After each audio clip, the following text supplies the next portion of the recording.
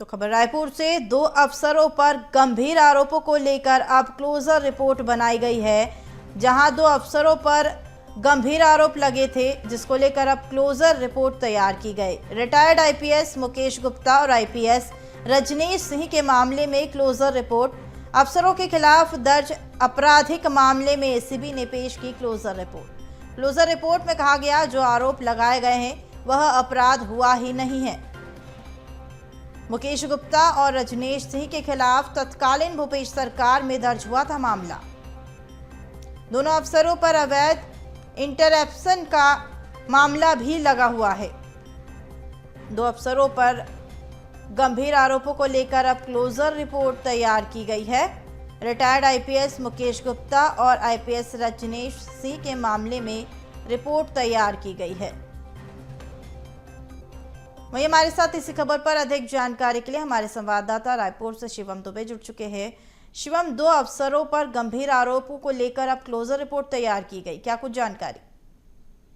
जी बिल्कुल, देखिए पिछली भूपेश बघेल शासन काल में जो आईपीएस हैं, जो अब रिटायर हो चुके हैं मुकेश गुप्ता और आईपीएस रजनीश सिंह के खिलाफ एक मामला दर्ज किया गया था।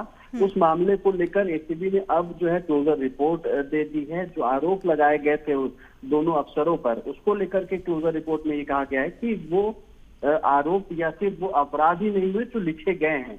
और जो मुकेश गुप्ता है वो छत्तीसगढ़ में बेहद लंबे समय तक रहे हैं, दबंग आईपीएस ऑफिसर माने जाते रहे हैं। भूपेश सरकार के दौरान इन पर अवैध इंटरसेप्शन का मामला दर्ज किया गया था, जिसमें दोनों ही अधिकारियों को के खिलाफ धाराओं में अपराध दर्ज किया गया था और उनके खिलाफ कार्रवाई भी की गई थी। अब इस मामले में एसीबी ने जो है अपनी क्लोजर रिपोर्ट दे दी है, जिसमें ये साफ कहा गया है कि यह अपराध नहीं हुआ था, जिसका रिपोर्ट में वर्णन है।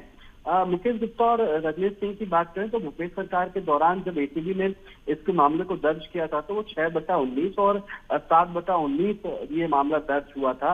कई धाराओं में एफआईआर लगाई गई थी, कई धाराएं लिखी गई थी एफआईआर में।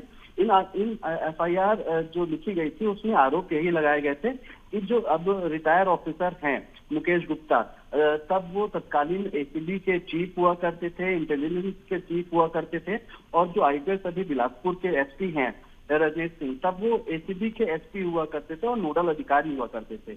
इन दोनों ही अधिकारी के खिलाफ कॉल इंटरसेप्शन के तरीके के खिलाफ जो है मामला बनाया गया था। आलोक अग्रवाल प्रकरण हुआ था और तब बहुचर्चित नान घोटाला भी जो है सामने आया था। उसमें इस कार्रवाई का उपयोग इन्होंने किया था, इंटरसेप्शन, कॉल इंटरसेप्शन किया था। तब ये जो मामला है भूपेश सरकार के दौरान दर्ज किया गया था और उसके बाद जो है कार्रवाई भी की गई थी। लगभग 5 साल के बाद ये जो मामला है पूरा उसको खत्म किया गया है। खत्म होने का साफ साफ जिक्र नहीं है, लेकिन क्लोजर रिपोर्ट में यह लिख दिया गया है कि यह अपराध नहीं हुआ था, जिसके बाद जो है अब ये मामला जो है खत्म होने की कगार पर पहुंच गया। कभी भी इसकी खात्मे की जानकारी सामने आ सकती है। जी चले, तमाम जानकारी साझा करने के लिए बहुत शुक्रिया।